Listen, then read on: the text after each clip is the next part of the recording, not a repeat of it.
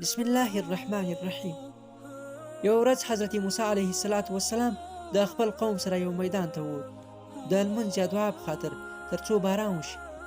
کله چې دعا وکړه سره د قوم، خو الله تعالی باران ونه کړ. نو موسی علیه السلام بیا خواري وکړه او دعا یې وکړه، خو باران ونه شو.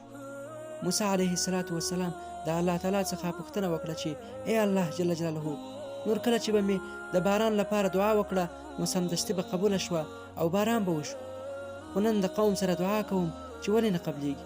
الله تعالی ورته وفرمیل چې ای موسی، ستا په دې راغلي قوم کې یو نفر سخت دروغجن ولاړ دی او دعا کوي، نو د همدغه نفر په خاطر د ټولو دعا نه قبلوم.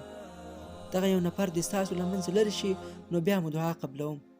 نو موسی علیه السلام خپل قوم ته دا خبره وکړه، خو ښکته پورته یې وکتل، یو نفر هم له همدغې ډلې رابهر نه شو.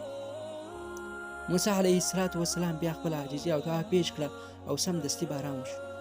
نو موسی علیه السلام حیران شو او بیا یې د الله تعالی څخه پوښتنه وکړه چې ای ربه، د قوم د ډلې څخه خو څوک بهر شوی هم نه دی، نو دا باران څنګه وشو؟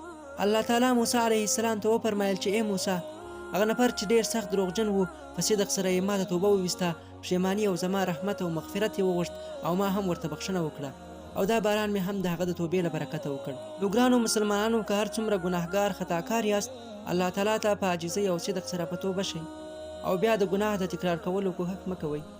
بل دا چې د ځینې ګناه بدو کړنو او یا ځینې اشخاصو په وجه یو ټولنه کثیفه او بدبخته شي، نو بهتره دا ده چې یا توبه وکړئ او یا دغه ډول اشخاص له ځان او ټولنې څخه لرې کړئ، تر څو د الله تعالی د رحمت او مغفرت څخه برخمن شئ.